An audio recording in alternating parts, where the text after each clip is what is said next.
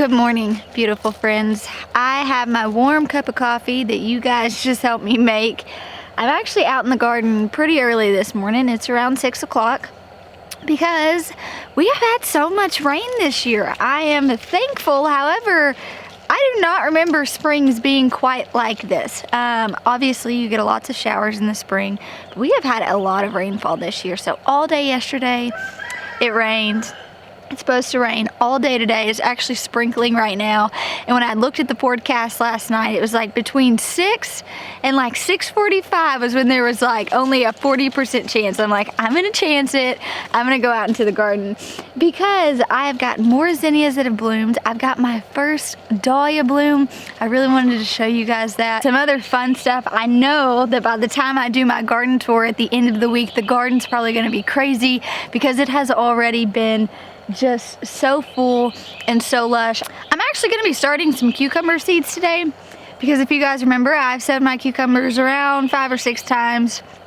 No luck. I've even put insect netting over it, you guys.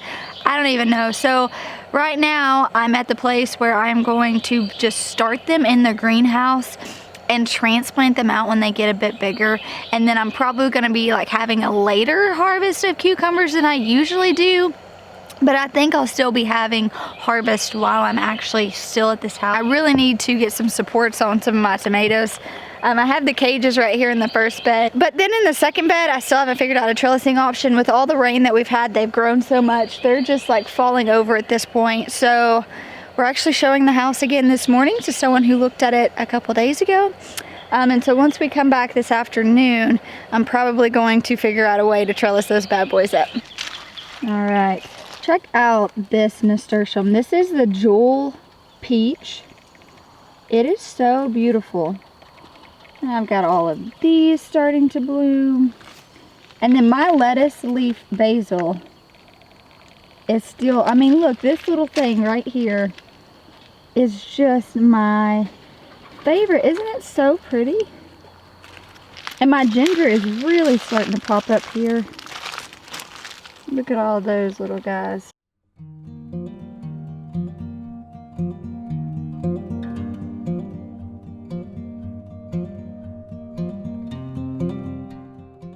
I have so many stinking zinnias blooming. It makes me so excited. Oh my goodness. Oh, I actually like created a walkway in this bed so I wouldn't be hopping over zinnias. So I'm gonna go use that properly. I am starting to have a couple, so these are all the giant zinnias that I've showed you guys that have popped up. I have a couple that are starting to bloom in just a regular patch. All right, let me show you these dahlias. We've got a bloom right there coming along. Here is another one. It's gonna be blooming soon. This is the one I actually wanted to show y'all. Look at that. Looks like this one's starting.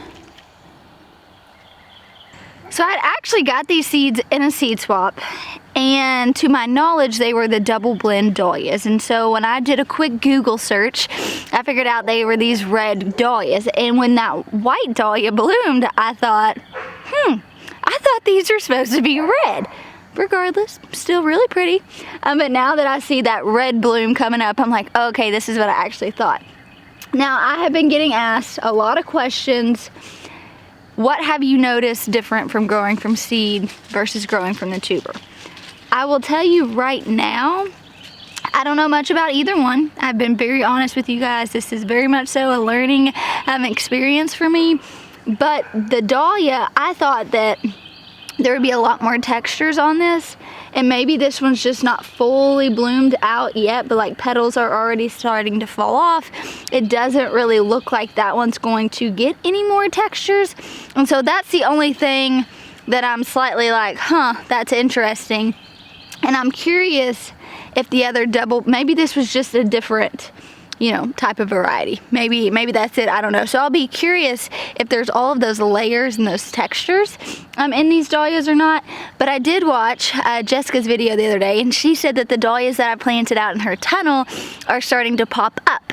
And so I'm really excited. Also, I laughed so hard, you guys, because I'm a country girl, right? I've lived in the South most of my life. And so many of you guys were telling me that I didn't pronounce them right. And I was like, oh, that does not surprise me. I was cracking up. You guys, I'm sorry. I'm just gonna warn you now. I'm gonna be butchering names till the end of time. Check out that center cut squash. That thing is a beauty. So the garden's looking, there are spider webs all in here. That's so funny. I'm gonna have to make sure Nathan doesn't come in here, because that man and spiders, it's not a pretty sight. Everything's looking really good. I keep checking on my onions, thinking that they're gonna be ready soon, or at least some of them are gonna be ready soon. Look at my tromboncino climbing. This is not a garden tour. This is just a morning garden walk. Stay focused, Jill. Check out this bad boy just climbing up. They grow so quickly. So that is exciting. My nasturtiums over here are looking really good too. Oh my goodness. I don't even know. Do you see where this tomato plant has split into threes? That's insane. You guys, I have been so pleased with the tomatoes, even with the lack of support in that one bed, which we gotta go to town today anyways.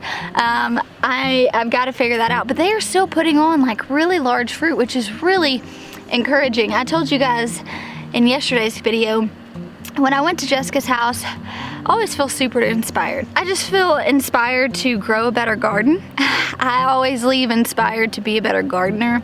And it was so funny because I was watching a show last night. Nathan and I stayed up late working on countertops, and I ended up watching this interview show of this athlete that I like, who competes in the CrossFit Games. And someone had asked him, how do you define success? What does it mean to you to be successful? And while he was answering this question, it really made me ponder, what if someone asked me to define success? What does it mean for me personally to be successful? And I thought about it for a minute, and your instinct wants to say, well, if I have the most beautiful garden, if I sell the most produce, if I get to so many followers or so many subscribers, like that defines success. For him, it was winning the CrossFit Games. Like that is what defines success for him. And I sit there and I thought, well, this is so wrong, right? Because I could have all of these subscribers, I could have all these followers on Instagram, I could have the most beautiful lush garden in the world. But if I didn't have the privilege of sharing that with someone else, it wouldn't be worth it, right? Because my success is only as fun as the people I get to share it and enjoy it with. And it really just like made me aware of, my garden's not gonna look like somebody else's. Your garden isn't gonna look like somebody else's. But if you're growing food, if you are impacting people, if you're making a change in your own life, if you are working towards sustainability, you're still successful. It doesn't matter the amount of followers you have, it doesn't matter the amount of subscribers you have, how much food you crank out of your garden. That is not what defines you. What defines you is the determination to start, the willpower to see it through, and the grace you give yourself through the process. And so that was just kind of this nice moment where I got to reflect last night on, like, you know what? I feel successful. I feel like I'm impacting my family. I get the privilege of sharing my life with you guys. Y'all help me on literally, you guys helped me with so much. I found out a little tip yesterday. I have been fermenting foods for a year. I started fermenting foods last summer. I had no idea, which, I mean, this is probably my fault because I probably should just read instructions. Those little glass things that I was putting on my mason jars, those stay in the mason jars. I was reading all y'all's comments and I was like, Nathan, I've been doing it wrong the whole time. I I appreciate that. I appreciate the community between us where you guys can be like, hey, actually, that's not right. And you guys do it in such a sweet way. I learned so much from you guys. Some of the tips that you've given me, how you pour into our family. That is success to me. That is community to me. That is building a legacy that I'm gonna pass on. And you guys are gonna get to watch this process. That to me is why I do this. It's not the amount of produce I crank out of my garden. It's certainly not about the amount of followers or subscribers I have on social media. It's about being the best, real, genuine version of myself.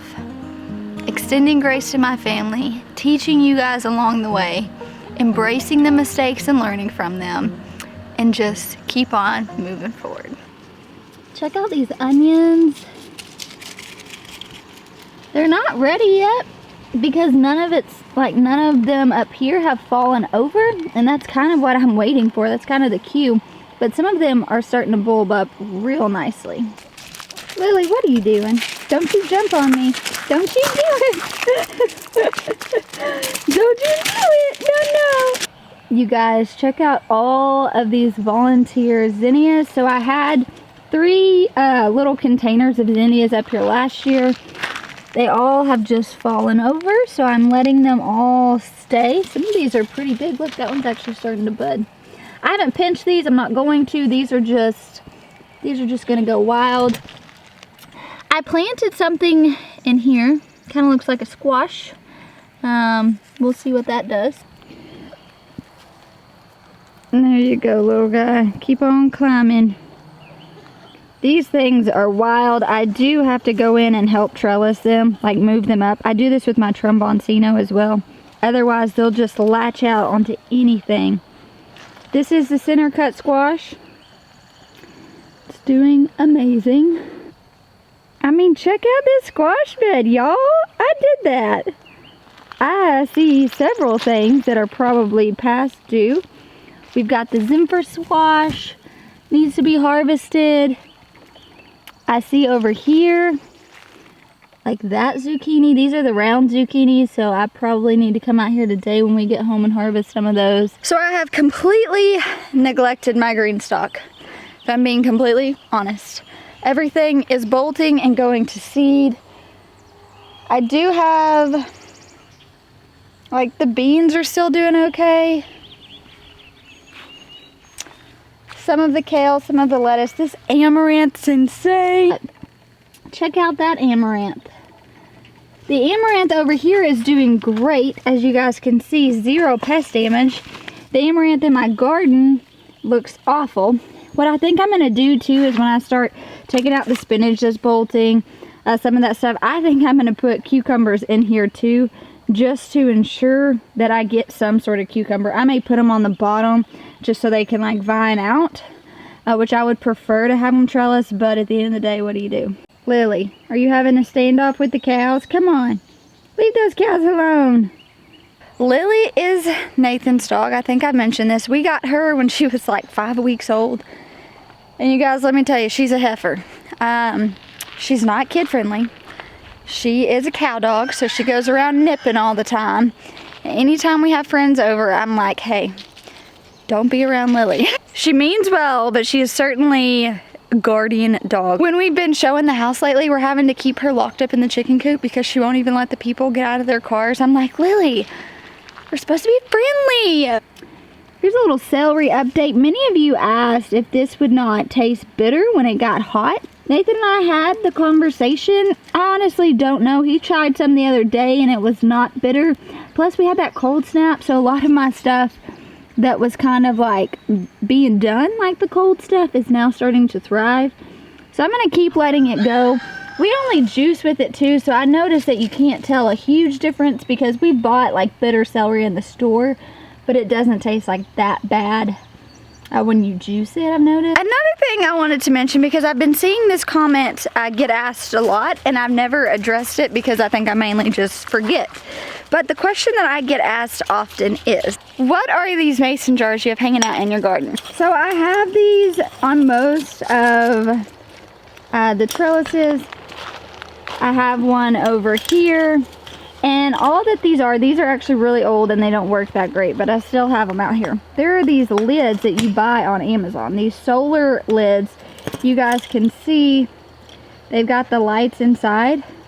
So it comes with the lid and the little hangy thing, and you just pop them on a mason jar and they add light. I love this in the summertime because when you come out here, we've got lightning bugs like crazy, and then these are lit up. And then my brother-in-law bought me these little solar rocks, so it's just nice to have like a pop-a light in the summer. And so that's what they are. I've got some hanging over there as well, but I'll try to find a link and pop them in there for you guys. I just really like lighting in the garden, and so that's what these are. Oh my gosh, so I have got to tell you guys a funny little story. I was outside the other day with Nathan, and he's over here like cleaning up or something. And this is my old greenhouse behind me that I used to use until a cedar tree fell on it. Now it's like storage. I go in there a lot to like shoot videos or if I need to kind of create, because I like the vibe it gives me. And so he was over here working, and I see the most beautiful flower ever. Now, since it's raining, I'll have to pop a photo in. But I was like, oh my goodness, I think that is a poppy. And I go over there, and sure enough, there are these gorgeous poppies growing over here. So I come over here and I'm thinking, how on earth is there there's like 3 random clusters right by the greenhouse of poppies. And I remembered that 2 years ago, I had started poppies from seed, and they got about this big. They weren't really big, but then a lot of people had told me, oh hey, you actually don't transplant poppies, you direct sow those. They're a little bit finicky, and like I had started them completely the wrong time of year. Had no idea. I was kind of an amateur, you know, when it came to flowers then, kind of an amateur when it comes to flowers now. And so I threw the tray when I was cleaning out the greenhouse just right outside the front door. Well then, of course, you know, rain, whatever, and I guess that the rain or somehow these had gotten out of the trays and ended up planting themselves right out here outside the greenhouse. They are the most magnificent, beautiful things. I'm going to show you guys. They're the bulbs right now. They haven't opened. There were some that were open the other day, but I guess because of the rain. But I did come out here and take a lot of photos of them, and I'm going to pop them in here because it was so cool. Like, I accidentally grew this beautiful poppy, and I had no idea. It was just the coolest thing. Check these guys out. Now, I do not know the variety. I'm sure I could go back and look on records or something and try to figure out. But you guys saw it was just that it was the most beautiful pink. Look at these. Aren't they so cool how they do that? I think they're so cool. Look at that. So cool. All right, lovely friends, the rain's starting to come, so I got this video done just in time. Thank you guys for hanging out with me in the garden this morning. It's always such a privilege to be able to share our lives with you guys. I really honestly do not take what I get to do for granted. Thank you guys for pouring into us. Thank you for watching our channel, subscribing to our channel, commenting, being intentionally engaged with us. We appreciate it so much. So thanks for hanging out. I'll talk to you soon.